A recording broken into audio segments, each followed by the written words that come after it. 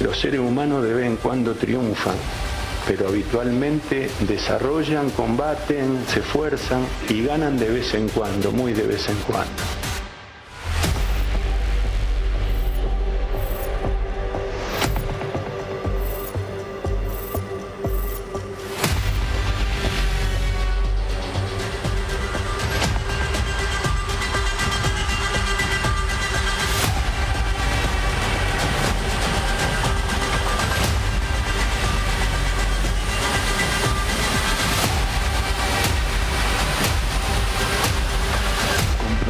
A luchar dignamente por lo máximo que está en juego y ver si lo que hacemos conmueve o no conmueve al público.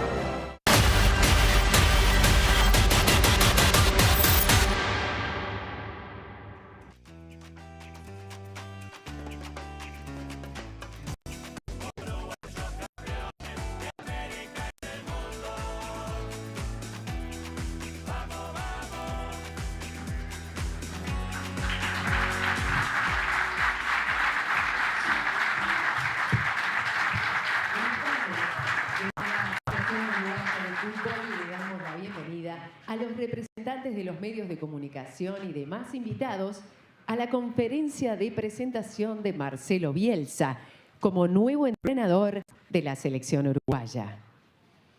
En primer lugar, le cedemos la palabra al presidente de la Asociación Uruguaya de Fútbol, Ignacio Alonso.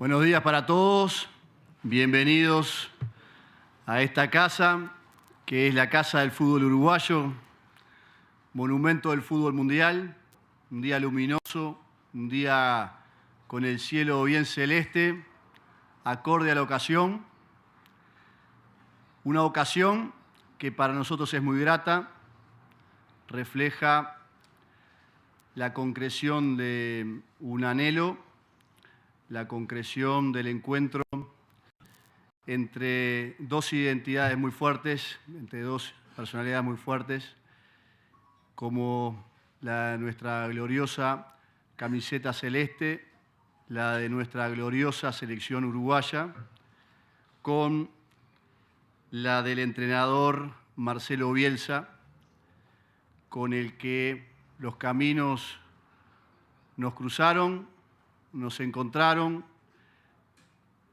creímos cada uno en cada cual y finalmente podemos trasladarles a ustedes hoy en esta presentación el orgullo que significa para la Asociación Uruguaya de Fútbol, para el fútbol uruguayo todo, que es decir lo mismo, de poder contar con usted, Marcelo, como uno más de los nuestros, a partir de hoy, como el conductor del elemento más sagrado que para nuestra sociedad es, sin ninguna duda, la selección nacional, lo que nos une, el color que nos une, el elemento de identidad más fuerte que tiene nuestro país. Así que, Marcelo, yo no lo quiero asustar con esta imagen de lo que significa esta identidad de nuestro pueblo con la selección, pero es trasladarle realmente lo que significa. Y quisiera, antes de darle la palabra, entregarle dos recuerdos para poder recordar este día que para nosotros es muy grato, que para nosotros va a ser recordado por siempre. En primer lugar, Marcelo, nuestra camiseta celeste.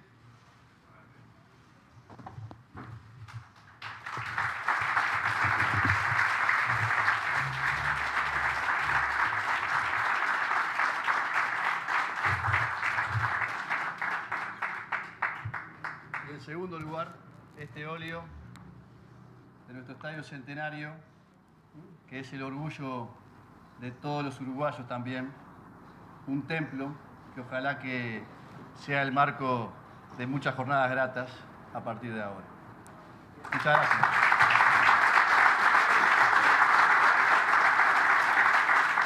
Muchas gracias. Alonso, a continuación tomará la palabra el director técnico, Marcelo Bielsa.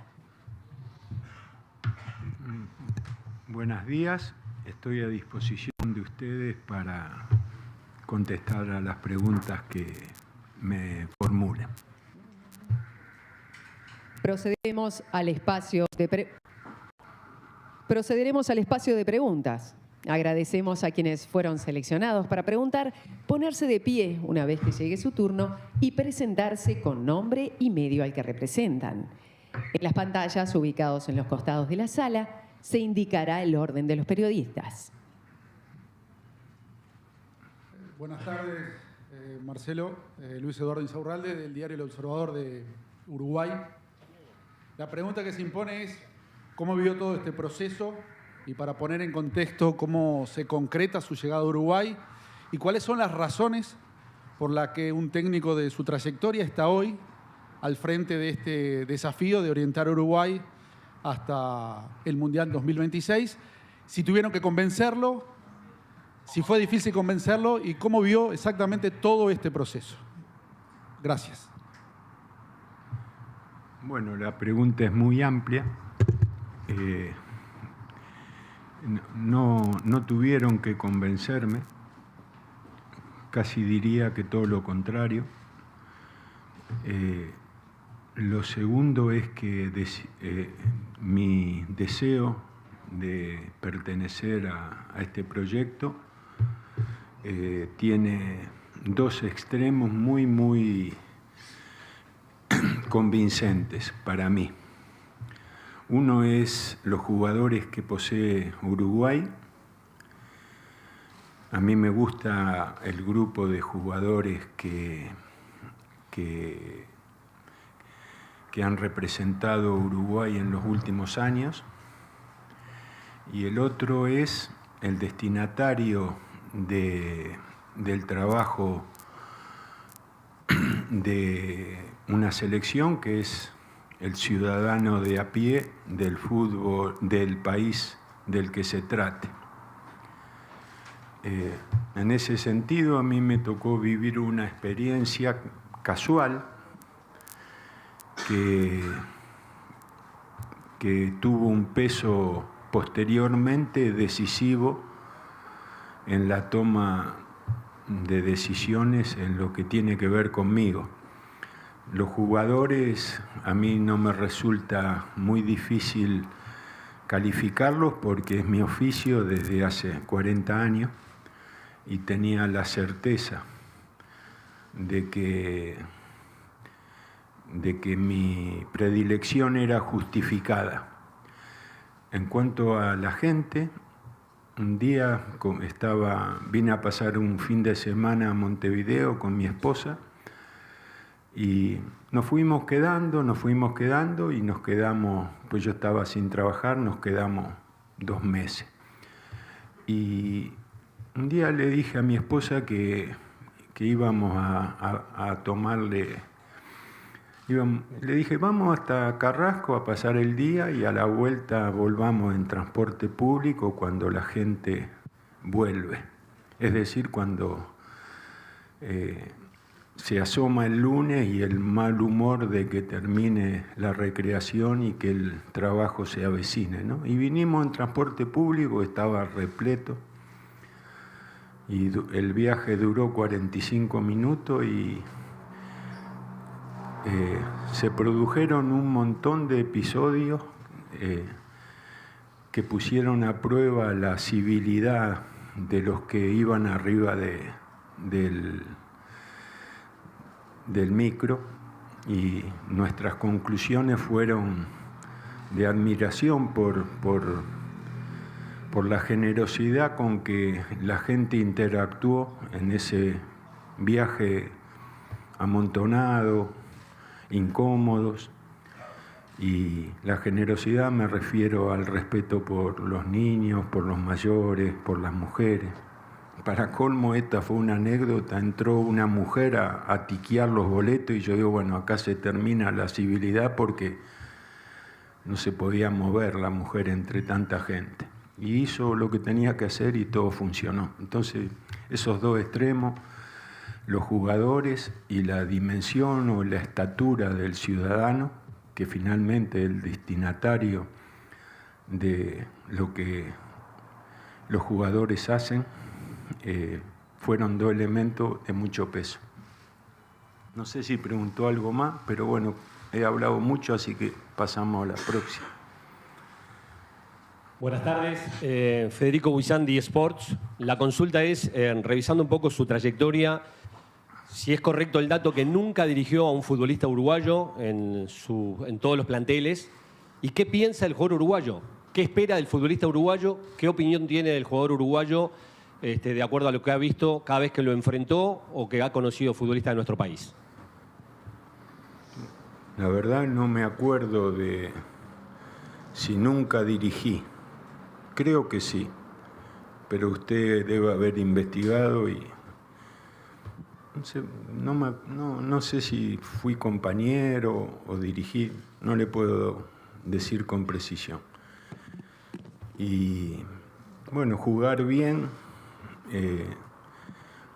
hay un concepto universal de lo que significa jugar bien, ¿no? Y el que juega bien no importa la nacionalidad, y dentro de los que juegan bien para un país hay matices, ¿no? Entonces, matices quiero decir que hay jugadores donde predomina la creación, en otros la contundencia, en otros la recuperación o la parte más aguerrida del juego, y en ese sentido, de acuerdo a las posiciones, Uruguay ofrece, desde mi óptica, versiones satisfactorias en todos los niveles. Buen día, bienvenido Marcelo. Soy Juan Pablo Romero, periodista de Ovación del Diario El País y de la radio Carve Deportiva. La consulta es si ya ha tenido la posibilidad de hablar con los históricos de Uruguay, en particular con Luis Suárez, con Cavani y con Muslera, y cuál es su opinión respecto a ellos, si la idea es que continúe en la selección uruguaya o aprovechar esta nueva era para realizar un cambio, o si va a depender de su rendimiento en los próximos meses. Muchas gracias. No, mire, yo no he hablado con ellos, con cada uno. Creo que sí, que corresponde establecer un diálogo, un contacto, escuchar, ser escuchado y, bueno, luego la inevitable tarea de decidir si es que es necesario hacerlo, en un sentido o en el otro. No tengo una posición previa establecida, y en el caso de los jugadores a los que usted hace referencia, y bueno, que están claramente identificados por su edad, creo que hablar sin haber hablado con ellos no sería prudente. Marcelo, Diego Muñoz de ESPN, estamos en vivo para F12, Sport Center y Star Plus. Cito un textual suyo: los momentos de mi vida en los que empeoré tienen que ver con el éxito. El éxito es deformante, relaja, engaña, empeora. Sin embargo, usted asume un reto en el que buscará el éxito a través de ganar, justamente para darle satisfacción al bien más preciado que usted decía, la gente. ¿Cómo se convive con esa dicotomía? Bueno, nadie quiere, si a usted a cualquier ser humano le dice, le propongo que pierda y que construya sobre el error, o le propongo que gane y evite la vanidad del éxito, todos vamos a elegir ganar y evitar la vanidad del éxito. Y si nos toca perder, revisaremos lo hecho. Usted también convive con esa dicotomía, como la llama, y todos los seres humanos pasamos por ese proceso. Algunos desarrollamos tareas más públicas y que por ser públicas muy equivocadamente se toman como referenciales, pero a cualquiera de nosotros que anónimo que le haga la pregunta le va a decir lo que le digo yo. Cuando las cosas van mal, el que no se resigna batalla, y cuando las cosas van bien, el que es consciente evita el ego, porque sabe que prologa en el éxito un próximo fracaso. Marcelo, por acá para Canal 12, Gonzalo Ronchi. Quería consultarle cómo va a manejar la lista de jugadores que tiene que reservar para los partidos del mes de junio y si tiene previsto algún viaje en particular en estos próximos días para comenzar a tener contacto con los jugadores. No, no tengo previsto ningún viaje por el momento. En cuanto a los jugadores uruguayos, yo en estos meses he tentativamente generado algunas 3 jugadores por posición, o en algunos casos 4 si lo ameritan, y dentro de ese grupo de 33 o 40 jugadores, siempre en esta primera experiencia elegiré aquellos que menos conozca y que de los que hay, para terminar de conocer un jugador es necesario la cercanía de un entrenamiento o de un ciclo de entrenamientos. Utilizaré estos 9 días de junio para familiarizarme con los que menos conozco, menos he visto. Hay jugadores que, aunque uno no los haya dirigido, se disimula el mano a mano, porque son tantas y tan frecuentes las veces en que se exponen, en que se los puede ver jugar, que la profundización del análisis es natural. Hay otros que son menos visibles y seguramente será eso lo que más me determine en la construcción de la próxima convocatoria. Luego ya la de septiembre es a todo o nada, así que se terminan las evaluaciones. Marcelo, buen mediodía. Rodrigo Vázquez, estamos en vivo para Sport 890. Le consulto 2 consultas básicas en una. La primera es, ¿cuánto le aportan a usted estos amistosos frente a las selecciones centroamericanas, teniendo en cuenta lo que usted trata de pregonar y proponerle a los jugadores? Y la otra, ¿qué objetivos se ha trazado usted como entrenador de la selección uruguaya, en este caso, a corto, mediano y largo plazo al frente de la selección? Muchas gracias. Bueno, los partidos de fecha FIFA están enmarcados por muchos condicionamientos, particularidades, características, y estos a los que se avecinan no escapan a la posibilidad de describirlos según un montón de miradas, ¿no? Si se pueden preparar, si no se pueden preparar, en qué momento del año suceden, muchísimos matices, ¿no? Y así todos los entrenadores los evaluamos, los valoramos, los consideramos, pero más allá de eso es una oportunidad de convivir durante 9 días con 10 jugadores en un escenario que no permite ese recurso con frecuencia, así que para mí es muy valioso poder iniciar el trabajo con esa perspectiva. Marcelo, Juan José Acevedo de Punto Penal, Canal 10. Le iba a preguntar, Uruguay ¿Se puede plantear pelear un mundial? ¿Es el principal objetivo ganar? Bueno, hay una cosa es la ilusión, otra cosa es la toma de conciencia. Hay países que si toman conciencia de su poderío, de su potencial, tienen menos posibilidades de construir a través de la ilusión. Hay otros países que la toma de conciencia los autoriza a pensar en lo máximo y no es una ilusión, sino una realidad. Y hay países que combinan las dos cosas, que tienen recursos antecedentes y que a esos recursos y esos antecedentes los potencia la fantasía, la ilusión, la perspectiva.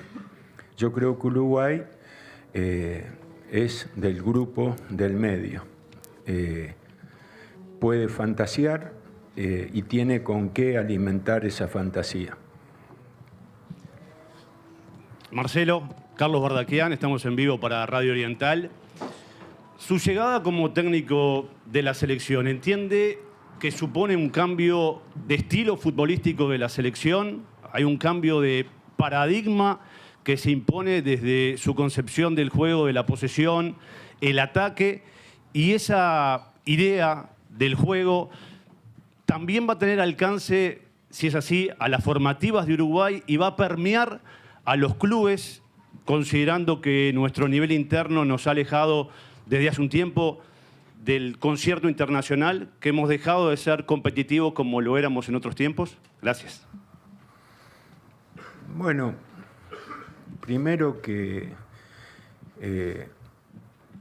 imponer un estilo o una forma de jugar es la combinación de las intenciones del entrenador, las posibilidades de los jugadores de concretar la propuesta que el entrenador transmite y un tiempo necesario de desarrollo para que la conjugación de esos elementos cristalice. Eso es muy difícil de medirlo, por lo cual los entrenadores, si hay algo que no pueden hacer es actuar diferenciándose de lo que piensan y de lo que sienten, porque como tienen la necesidad de convencer, ser sincero es inherente a la seducción de proponer y de que el otro acepte, ¿no?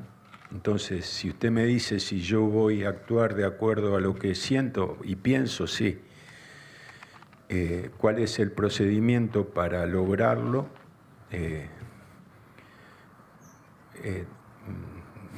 Eso presenta dificultades porque, no sé, el día que Uruguay juegue con Chile, el equipo se va a reunir el martes y va a jugar el jueves.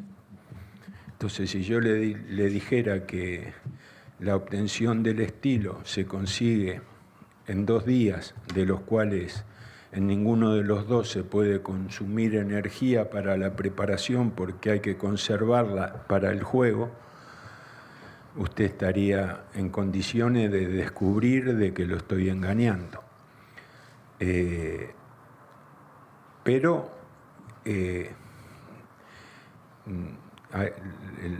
el cargo no autoriza a la excusa, sino a la búsqueda de los objetivos, tanto en el diseño del estilo como en los resultados. Entonces, las preguntas, hay preguntas como la suya donde uno está obligado a mentir en alguno de los 2 sentidos. Si yo le digo, mire, voy a traicionar mi forma de pensar, le miento. Si le digo, mire, voy a imponer mi forma de pensar inmediatamente, es muy difícil de que usted no me descubra que también le estoy mintiendo. Después habrá que ver, no hay que olvidarse de una cosa, ¿no? Los grandes jugadores no necesitan de demasiado tiempo para asimilar un estilo determinado. Y los grandes de verdad lo consiguen casi instantáneamente, en tanto y en cuanto el estilo los represente, ¿no? Si no los representa, ya se multiplica mucho la dificultad. Pero como la forma en que yo pienso el fútbol la encuentro muy asimilable a los jugadores con los que imagino la construcción del equipo, me permito creer que no va a ser una tarea tan dificultosa como la estoy relatando al describir los pasos inevitables para consolidar un estilo. No se olvide también que los entrenadores muchas veces hablamos mucho más de la cuenta, y este encuentro de hoy probablemente sea una expresión de eso, y las cosas suceden mágicamente o rápidamente, y ahí se desmistifica un poco la importancia que nos atribuyen. Ojalá que en este caso pase eso. Buenas tardes, Martín Díaz de Canal 4. Quizá desde lo futbolístico usted con el maestro Tavares tengan muchas diferencias. Quizá desde lo filosófico, de la ética de trabajo, desde la huella que dejan en cada equipo en el que han dirigido, tienen muchas similitudes. ¿Se ha reunido con el maestro? ¿Piensa hacerlo próximamente? Gracias. Bueno, yo... usted conoce a Tavares mucho más que yo.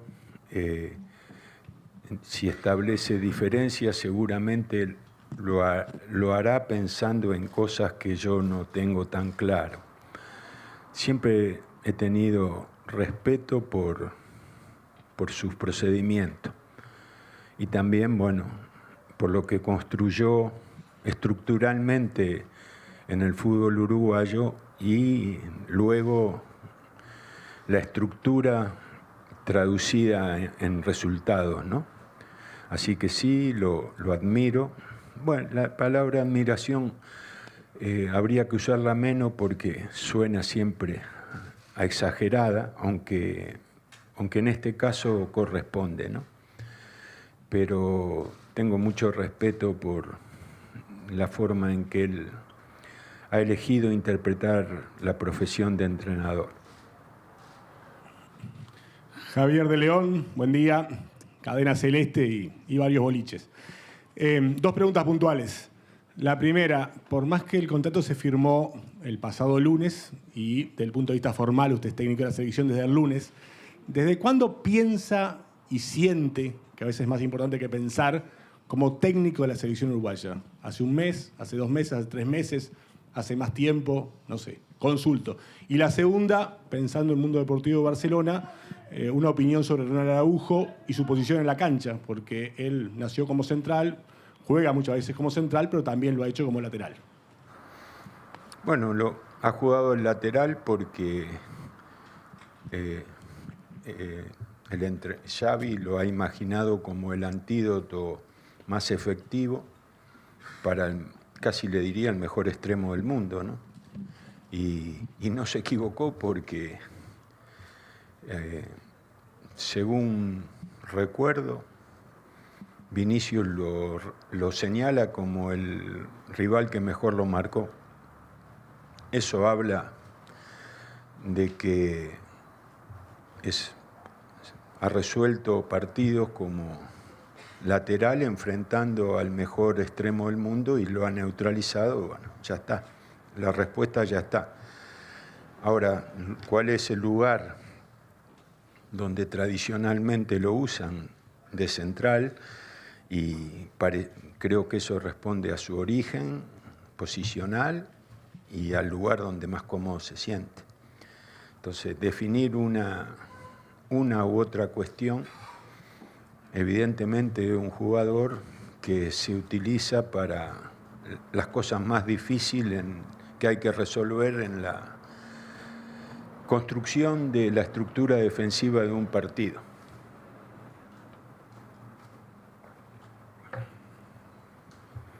¿Qué tal? Buenas tardes, Marcelo. Gabriel Regueira, estamos en vivo para Fútbol por Carve, en Carve Deportiva y también para Radio Carve. Hace un rato cuando usted hablaba de ese paseo, viaje en ómnibus que tuvo en nuestra ciudad, 2 meses con su señora, el uruguayo, y en esto voy a ser muy sincero, cuando alguien de afuera, del extranjero, viene a enseñarnos algo o a dirigirnos en cualquier aspecto, como que tenemos cierta resistencia o distancia. ¿Cómo va a ser usted para convencer a los que piensan de esa manera? ¿Y cómo va a ser usted para consustanciarse con el vestuario de Uruguay, con la idiosincrasia del futbolista uruguayo? Porque, a ver, claro, argentinos y uruguayos somos similares, pero no somos iguales. Tenemos diferencias en cuanto a ver algunas cuestiones y también lo que pasa dentro de la cancha. Gracias. Mire, iguales pero distintos, dice, leí una vez sobre Uruguay y Argentina. Después usted me hace una pregunta que sabe la respuesta, ¿no? En fútbol y siendo extranjero, en fútbol, siendo con nacional o extranjero, la aceptación tiene un solo nombre, ¿no? Que es victoria, triunfo. Después habrá más o menos paciencia, según la valoración, según que el que protagoniza la merezca, según el sentir popular o no.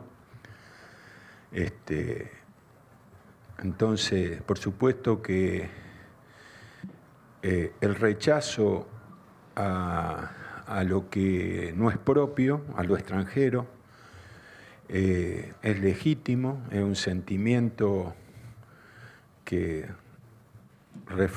consolida la identificación de lo propio, ¿no? Entonces, todo sentimiento que consolida la identificación de lo propio, para mí es legítimo, sobre todo en un país que está futbolizado y que tiene jugadores y entrenadores prestigiosos, ¿no? En todo sentido. Y bueno, después también la interacción de las personas está vinculada a reconocer en hacer lo que está bien y evitar hacer lo que está mal. Y eso si usted a un hijo le dice, portate bien, y sabe qué tiene que hacer el hijo, y le dice, no te portes mal, y sabe qué tiene que hacer. Quiere decir que ese código universal de actuar correctamente tendrá algunos vínculos con valores especiales, pero es universal, así que en ese sentido. Buenas tardes, Marcelo. Santiago Castro, de la Televisión Pública Nacional, Canal 5. Me interesa saber en qué cree que evolucionó o cambió como entrenador respecto de sus anteriores experiencias en selecciones nacionales. Muchas gracias. Bueno, hace muchos años que no dirijo selecciones, pero el fútbol ha cambiado, los futbolistas han cambiado y los recursos para entrenar han cambiado.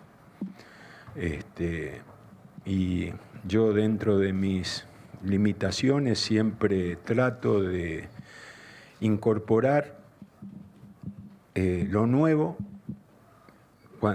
pero para eso necesito convencerme de que lo nuevo sustituye a algo anterior con una versión que mejora al que incorpora. Y para eso hay que dominar lo nuevo, y el paso del tiempo hace que la edad no ayude a la flexibilidad necesaria para incorporar métodos nuevos, ideas nuevas, recursos nuevos. Pero bueno, yo estuve más de un año sin trabajar y mucho de ese tiempo lo incorporé, lo utilicé para entender mejor algunos recursos, para entender mejor algunas novedades que el fútbol ofrece. Y siempre trabajo con gente que tiene 20 años menos que yo, o 30 años menos que yo, y evitan que uno imponga ideas antiguas y asome a ideas nuevas. Si usted me pregunta si hay algo de lo actual que rechazo porque no conozco o porque conozco y no domino, le diría que no. Algunas cosas las rechazo porque las considero no superadoras. Y como soy polemista y me gusta perder las polémicas más que ganarlas, cuando hay algo de lo novedoso que rechazo, me someto a la discusión y convenzo o soy convencido y actúo en consecuencia. Marcelo, buenas tardes. Diego Martini para TV Ciudad. Quería consultarle a propósito de los regalos que le dio el presidente de la Asociación Uruguaya de Fútbol, que representan a parte de nuestra historia, la camiseta celeste, el Estadio Centenario, y siempre se habla de la idiosincrasia del uruguayo y de que somos 3 millones de entrenadores técnicos. Y en estos días ha generado una revolución su llegada, sobre todo por su forma de ver el fútbol, su filosofía, y cómo piensa que el público uruguayo lo puede recibir. Y le hago una de chapa de qué le parecieron las instalaciones de la Asociación Uruguaya de Fútbol, el Complejo Celeste. Gracias. Mire, yo estoy poniendo el dedo en la parte del cuadro que me regalaron, donde vine a ver el Mundialito.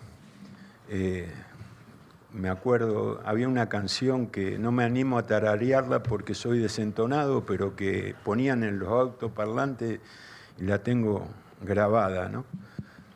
Me acuerdo de Victorino como el 9 referencial de ese equipo. Así que yo era estudiante de educación física y con unos compañeros, así bien de ciruja, digamos, nos subimos en auto y vinimos acá, y como se hacían esas cosas, ¿no? Sin entrada, sin plata, sin nada, y vimos todos los partidos sin cometer delitos, y ya me enamoré no de Uruguay, estaba enamorado del fútbol. Y obviamente que también hay una cosa, ¿no? Que cuando uno es recibido en un país que no es el propio, hay que ser muy cuidadoso de lo que se dice para que no se confunda con demagogia, ¿no? O ese deseo de agradar diciendo algo de lo que uno no está convencido, pero voy a correr el riesgo de decir lo que opongo. Le comentaba a Ignacio Alonso y a sus compañeros lo que yo pienso, que yo tengo una dimensión como entrenador, la conozco, y el fútbol uruguayo tiene una entidad basada en su pasado y en su presente, y en lo que ha construido en la última década o en la última 15 años, ¿no? Si hay una desproporción entre las dos entidades, entre la entidad que me contrata y el profesional que yo soy, claramente lo que ha pasado en la historia del fútbol uruguayo, dejémoslo, pero en los últimos 15 años del fútbol uruguayo ha habido una expresión muy superior a la que yo hice en mis 15 años más recientes como entrenador. Entonces, si hay expectativa, yo no la puedo calificar ni neutralizar, pero sí puedo describirla. Es desproporcionada y exagerada. Y eso se puede escuchar persigue agradar, falsa modestia, disfraz de humildad, o se puede buscar datos y decir si tengo o no tengo razón. Si busca los datos se va a dar cuenta que la historia no, porque bueno, si yo diría que el fútbol uruguayo es Obdulio Varela, sí, es Obdulio Varela, pero hoy no es Obdulio Varela. Hablo de los últimos 15 años, que son las etapas más verificables o más vinculables con la realidad, y de mis últimos 15 años, que serían lo más representativo de mi gestión. Y si usted ve los desequilibrios, lo va a ver en contra mío y a favor de Uruguay. Y ojalá que ese mensaje también se evalúe como sincero, porque no es que yo lo diga, es que ustedes no lo dicen, pero yo describo una realidad verificable y ustedes proponen una interpretación que sinceramente no es real. Por más que pueda sonar agradable a mí, ¿no? Marcelo, Gustavo Ricci, estamos en vivo para FM Voces de Maldonado y para la Oral Deportiva de Radio Universal. Primero, bienvenido al Uruguay. Ojalá pueda disfrutar del país futbolístico como disfruta indudablemente del país como país mismo. Y la pregunta que le quería hacer es que en este último tiempo, cuando conversábamos con los dirigentes sobre el por qué Bielsa como técnico de la selección, los dirigentes nos decían, entre otras cosas, porque tiene un profundo conocimiento del fútbol uruguayo. Mi pregunta es si nos puede hacer un diagnóstico de la medida de lo posible de lo que es nuestra selección, del último tiempo de la selección, y si nos puede hacer un diagnóstico en la medida de lo posible de lo que es nuestro fútbol local. Gracias. Bueno, en el fútbol es la gente y los jugadores. Y después están los que mediamos entre la gente y los jugadores. Los que mediamos entre la gente y los jugadores somos los entrenadores, los periodistas y los dirigentes. Creo que los entrenadores, los periodistas y los dirigentes somos lo peor del fútbol, claramente, y eso se verifica, pero eso es verificable, El fútbol cada vez tiene más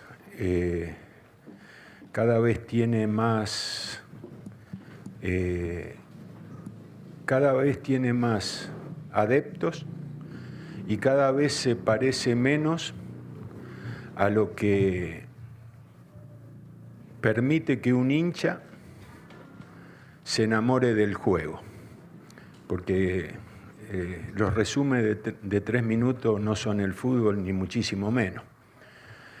Es como si uno viviera con la esposa solo los sábados a la noche. Si uno vive con la esposa solo los sábados a la noche, no hay matrimonio que fracase, ¿no es cierto? Y si uno ve el fútbol en highlight, ¿cómo no te va a gustar el fútbol? Pero eso es ser espectador, ser hincha es otra cosa, y al fútbol lo mantienen los hinchas. Y para que el fútbol tenga vigencia, hay que evitar destruirlo, ¿no? Y yo creo que los entrenadores, los dirigentes y los periodistas hacemos todo lo posible para que el fútbol sea cada vez peor, y lo estamos consiguiendo desde mi punto de vista. ¿Cuál es la expresión más clara de que lo estamos consiguiendo? Que cada vez hay menos jugadores que vale la pena ver. ¿Y por qué hay cada vez menos jugadores que vale la pena ver? ¿Cómo nos damos cuenta? Por los valores exorbitantes que se pagan por los que juegan bien. Y ni aún los poderosos, como la liga inglesa, pueden mantener la tradición y no dejarse absorber por la moda, ¿no? Entonces, le digo todo esto porque usted define al fútbol, hay dos formas de definir el fútbol uruguayo: por los jugadores que tiene jugando fuera de su liga y por los jugadores que tiene jugando en su liga. Lo que hace grande a un torneo es la calidad de los equipos que participan. Entonces, si se van los mejores, se van a Europa, los del medio se van a América del Norte, y los buenos, pero que no pueden ir a Europa o América del Norte, van a los países sudamericanos más desarrollados, bueno, ya está. No. ¿De quién es la culpa? De nadie. Del mercado. Entonces, hay que encuadrar la mirada en ese análisis, ¿no? Así es. Marcelo, buenas tardes. Fabián Bertolini, Radio Uruguay, vamos que vamos. Para muchos técnicos en el mundo, usted es considerado de los mejores técnicos del mundo. ¿Dónde se posiciona usted? ¿Ahí? ¿Desde qué lugar? Y yéndonos un poquito más allá del Mundial, que Dios mediante va a ser después del 26, ¿cómo le gustaría a usted que lo recordemos? ¿Cómo lo evaluemos? ¿Solamente desde el éxito o por otro ámbito? Mire, en el fútbol en el mundo del fútbol hay 20 grandes equipos. Yo nunca dirigí ninguno de esos 20 grandes equipos y tampoco me los ofrecieron. Eso responde a que cómo podría ser yo uno de los grandes entrenadores del mundo y no haber dirigido nunca un gran equipo. No hay ejemplo de eso. Entonces no soy uno de los grandes entrenadores del mundo y esta regla indiscutible lo verifica. Y la respuesta es la misma. Los seres humanos lo que queremos es ser queridos. No hay ser humano que no luche por despertar afecto. Y en el fútbol el afecto se consigue instalando en la memoria colectiva recuerdo inolvidable, y eso la única manera es ganando.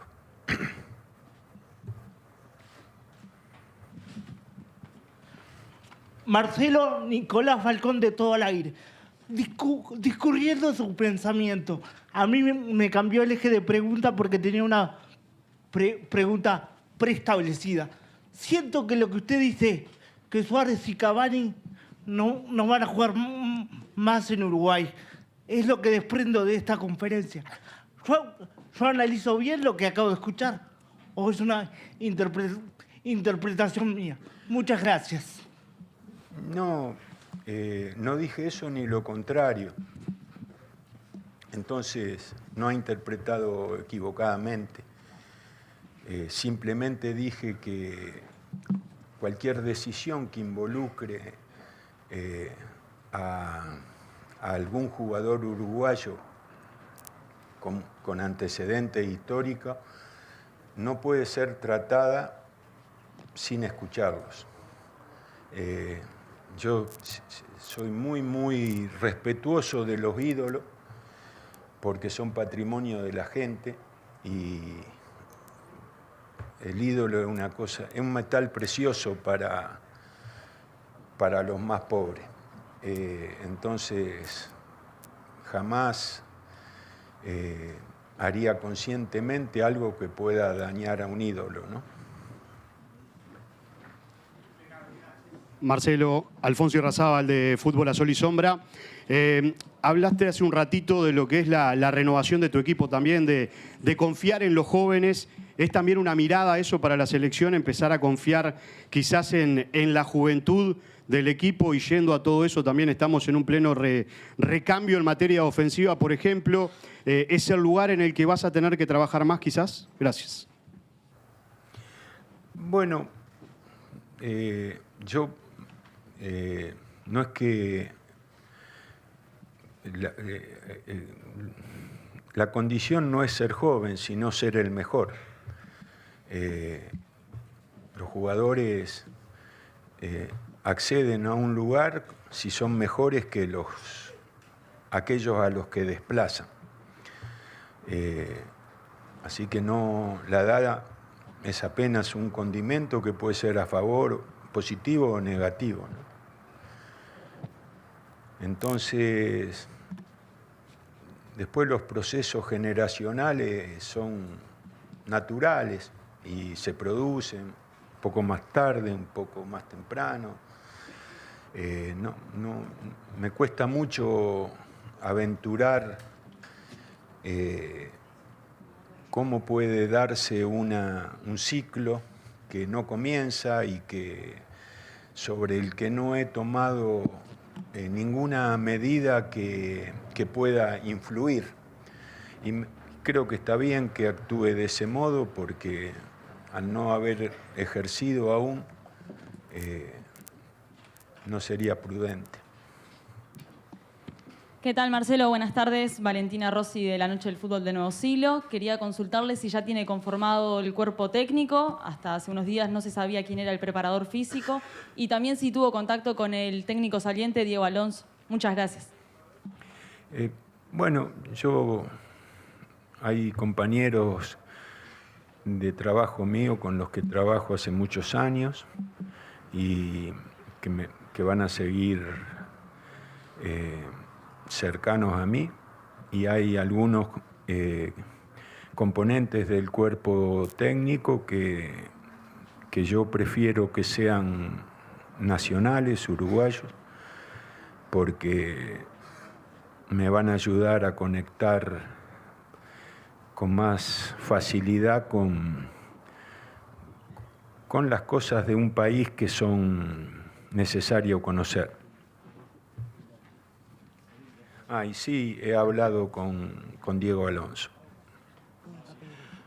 Marcelo, buenas tardes. Mi nombre es Claudio Veiga, estamos en vivo para Radio Cristal del Uruguay. Le hago dos preguntas. Usted hablaba hace un ratito de los ídolos. Frente a esta carpa donde se está realizando la conferencia hay una bandera de Newell's Old Boys que dice Newell's te ama, la filial de Uruguay. Y lo otro, teniendo en cuenta que usted tiene por delante la eliminatoria, sacando de costado los partidos amistosos, que el objetivo es clasificar al Mundial. El próximo año tenemos la Copa América y Uruguay y Argentina son dos de los países más laureados, con 15 Copa América cada uno. ¿Es un fracaso no ganar la Copa América cuando tenemos la obligación de ser protagonistas? Muchas gracias. Mire, usted vio que la palabra fracaso es una palabra, es como agarrar un alfiler y tocar al que puede triunfar o fracasar. Y hay un jugador de básquet norteamericano que ha dado una respuesta magistral y es muy difícil replicarla. Pero abona a su respuesta, abona a su pregunta y la responde de un modo que yo no podría hacerlo tan bien. Sugiero esa respuesta para evaluar lo que es fracaso y lo que es éxito, ¿no? Y aparte, fracaso y éxito, así en los términos con los que usted pregunta, significa que lo va a definir el orden con que termine en la tabla de cada equipo. Y esa es una medida muy contundente, muy representativa, pero para algunos no es la única, ¿no? Hay otras formas. Pero bueno, es un tema que los que perdemos con más frecuencia estamos muy dispuestos a discutirlo, y yo ya estoy un poco cansado de esas discusiones a través de lo que significa ser exitoso o no serlo, y me asumo como mucho más vinculado con el fracaso que con el éxito, ¿no?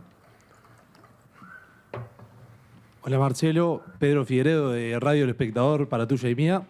La consulta que quería hacer es, han habido muchos jugadores que han explicado que luego de haberlo conocido y haber sido dirigidos por usted, recobraron un nivel que nunca pensaron tener. ¿Cómo se hace para potenciar un futbolista y cómo se hace para potenciar en este caso a los futbolistas uruguayos? Gracias. Bueno, el tema, usted sabe que que si nadie hace mejor a un jugador que no esté en condiciones de serlo. Entonces, la primera conclusión es que es mucho más importante la materia prima que constituye un jugador de élite que el entrenador que ayude a potenciarla. Y bueno, también cómo se hace para colaborar en que un jugador utilice un porcentaje alto de sus recursos. El entrenamiento, lo que es el recurso más efectivo, no el único. Después está poder incidir sobre lo que el jugador piensa. Y después está la imagen, donde el error, el acierto y la copia es muy, muy importante. En el fútbol la copia es el elemento más importante de todo, ¿no? La palabra copiar, que parece despectiva, en el fútbol es indispensable, ¿no? Ese es un problema. Por ejemplo, usted me dice, ¿y qué pasa? Recién alguien preguntaba sobre el fútbol uruguayo. No puede copiar, porque el jugador de fútbol y el joven en formación ama el fútbol, se apasiona por el fútbol y idolatra al jugador que imagina ser. Entonces lo copia. Eso pasa. En un pueblo se ve claramente porque la sociedad es más chica, entonces yo iba de vacaciones a un pueblo donde era mi abuela, que se llamaba Mortero, y había un torneo nocturno y yo iba a ver el torneo nocturno todos los días. Un pueblo en aquel tiempo tendría 10.000 habitantes y había uno que jugaba bien. Le decían La Josefa. Y yo lo miraba a La Josefa y al otro día me levantaba temprano, agarraba la bicicleta y daba 2 horas vuelta a la manzana donde estaba la casa de él para verlo salir, porque eso es la idolatría, ¿no? Y claro, si no hay referencia a quién mirar y dónde copiar, es muy, muy difícil, ¿no? Muy difícil. No es que sea muy difícil.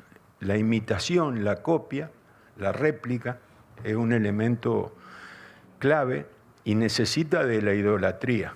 Entonces, lo triste es cuando uno se enamora de Ronaldo o de Messi y no se puede enamorar del propio.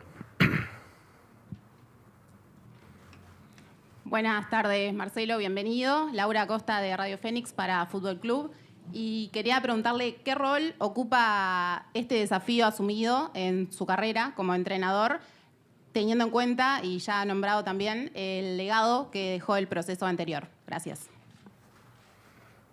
Bueno, hay el legado de Tavares, porque no se puede competir ni reproducir.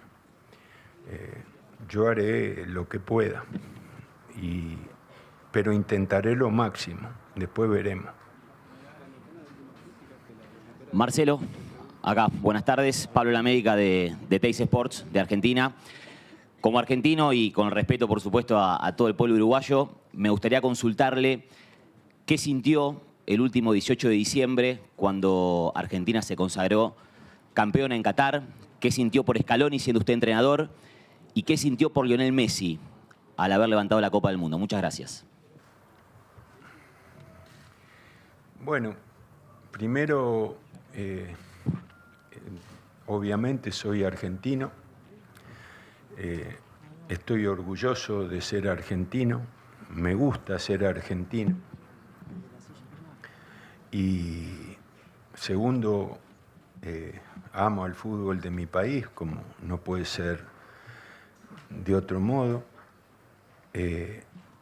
Y tercero, más allá de que yo soy hincha de fútbol, y el otro día escuchaba una frase de Martino que decía que él cuando va a ver a Newell's, no, ¿qué le importa si Newell's juega bien o juega mal? Lo que quiere es que gane. No se pone a analizar si Heinze acierta o se equivoca, o si los jugadores aciertan y se equivocan. Los hinchas vamos a la cancha y lo primero es que gane el equipo que queremos. Entonces, yo quería que Argentina saliera campeón del mundo de cualquier manera y después analizaríamos, ¿no? Y por supuesto que la recompensa que Messi obtuvo es una recompensa que mucho más vinculado a su obstinación, a su paciencia, a su aguante, que a sus recursos, que obviamente son extraordinarios. Pero hubo dos cosas que a mí me encantaron del partido, de la final, ¿no? Antes del partido, yo hice una comparación y puse cada jugador francés comparado con cada jugador argentino en su puesto. Y mi conclusión es que había 9 jugadores franceses mejores que 9 jugadores argentinos. Y dije, puta, qué partido difícil. Y Argentina no solamente mereció el triunfo, sino que dominó el partido 80 minutos de 90. Bueno, y después también hubo momentos pero bueno, para mí ese fue el mejor elogio de todos, para el entrenador, para el cuerpo técnico y por los jugadores, que demostraron ser mucho mejores que los rivales cuando el análisis previo indicaba lo contrario. En México le llaman el gane natural. El gane natural es quien gana antes de jugar según las cualidades de los jugadores. Entonces, para mí ese es el mayor elogio que mereció la selección argentina. Y también noté una cosa que para mí fue definitoria, que yo por primera vez noté que el público iba a acompañar al equipo aunque no ganara. Y eso no es propio del exitismo argentino, sino que es algo que ese equipo se había ganado. Yo siempre destaco que el costo social que tiene en la derrota en la Argentina hace que los jugadores se potencien mucho. Ningún jugador quiere perder porque salir a la calle después de una derrota en la Argentina es más difícil que en la mayoría de los lugares donde el fútbol es pasión. Pero acá el público fue distinto. Del primer momento, el mensaje que le transmitió a su equipo es que los iban a acompañar aunque no ganaran. Y eso tuvo un efecto, desde mi óptica, muy, muy potenciador del equipo. Entonces, para mí se produjeron 3 cosas, la reunión de 3 cosas muy importantes. Jugadores dispuestos a superar a rivales mejores, legítimamente exprimiendo sus condiciones al máximo. Lo segundo, un jugador como Messi en estado de gracia mental, porque el estado de gracia con los pies lo tiene siempre. Y tercero, un público que se mimetizó con su equipo a través de un amor sin condiciones, no un amor condicionado. El amor sin condiciones para cualquier ser humano es muy fortalecedor, ¿no? Te quiero, no importa si ganás o perdés, y si uno se sabe querido de antemano es mucho más fácil liberar todo de lo que es capaz. Y esto que le acabo de comentar, desde mi humilde opinión, es una valoración a los jugadores, al público y al cuerpo técnico, los hacedores de de algo que va a ser inolvidable para todos los argentinos. Entre otras cosas, porque se consiguió entre las tres partes. Ahora se van a realizar las últimas 2 preguntas. Buenas tardes, Marcelo. Gonzalo Fasanero de Radio Nacional y el Deportivo. Primero que nada, la bienvenida al Uruguay. Tenía varias preguntas, pero justamente recién hablando de Argentina, me acordé de algunas cosas que pasaron en todo este tiempo, sobre todo el diálogo de algunos entrenadores uruguayos en cuanto a la presencia de entrenadores de nuestro país en el seleccionado uruguayo. ¿Qué piensa de eso? Y lo segundo, mucho se ha hablado de su contrato. ¿Cuánto tiene que ver también el seleccionado juvenil, teniendo en cuenta que también se acerca el Campeonato Mundial Sub-20 que se jugará en Argentina? Bueno, de los entrenadores uruguayos yo lo seguía al tema. Me pareció que no sé, se puso mucho énfasis en Lasarte. Para mí es un caballero y no creo que haya dicho nada imprudente.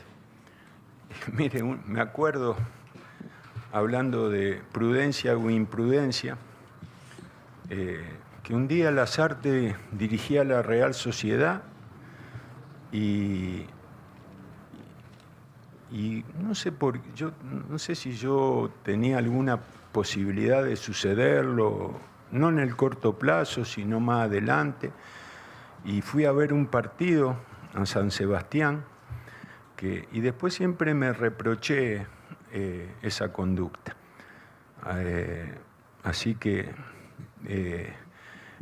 y él nunca me la reclamó, siempre me pareció un tipo correctísimo. Y lo que él dijo no merece desde mi posición, ningún reproche. Y lo que dijeron el resto de los entrenadores uruguayos a mí me parece muy legítimo, ¿no?